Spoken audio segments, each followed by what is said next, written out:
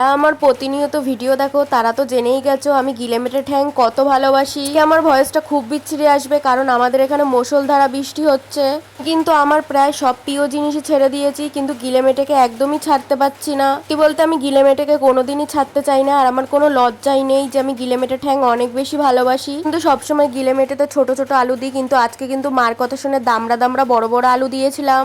কে আছে গিলেমেটে অনেক বেশি ঘৃণা করে, তোমরা কেন ঘৃণা করো? তোমরা আমার মতো করে একদিন রান্না করে দেখো, অনেক বেশি ভালো লাগে। তা গিলেমেটে পছন্দ করে না, আমি কিন্তু তাদেরকে একদমই পছন্দ করি না। কিন্তু এক পাশে মটন কষা আর এক পাশে গিলেমেটে কষা যদি রেখে দেয়, আমি কিন্তু গিলেমেটে কষাকেই বেছে নেবো। এই এক বছরে কিন্তু আমি গিলেমেটে কষা অনেকবার খেয়েছি, প্রায় 1001বার। জানি আমার রান্না বান্না দেখে অনেকেই খারাপ খারাপ মন্তব্য করে, গসিপ করে, কিন্তু তাতে আমার কোনোই যায় আসে না। আমার কিন্তু শত্রুর অভাব নেই, কে আমাকে নিয়ে কি ভাবলো না ভাবলো আমার বিন্দুমাত্র যায় আসে না। তোরা সারা জীবন আমাকে দেখে জ্বলেই যাবি, অনেকটা মুরগির পোদের মতো যেখানে চুল ভর্তি। যাই হোক, ভুলভাল বকতে বকতে কিন্তু গিলেমেটের ঝোল কিন্তু রেডি হয়ে গেছে। কিন্তু গিলেমেটে কষা একদমই না, এটা হচ্ছে গিলেমেটের পাতলা ঝোল। তোমরা যদি কমেন্ট করো আমি কিন্তু গিলেমেটের বিরিয়ানি করব একদিন। এদিন কিন্তু গিলেমেটে কষাটা খুব বেশি টেস্টি হয়েছিল, কালার দেখেই তোমরা বুঝে যাচ্ছ।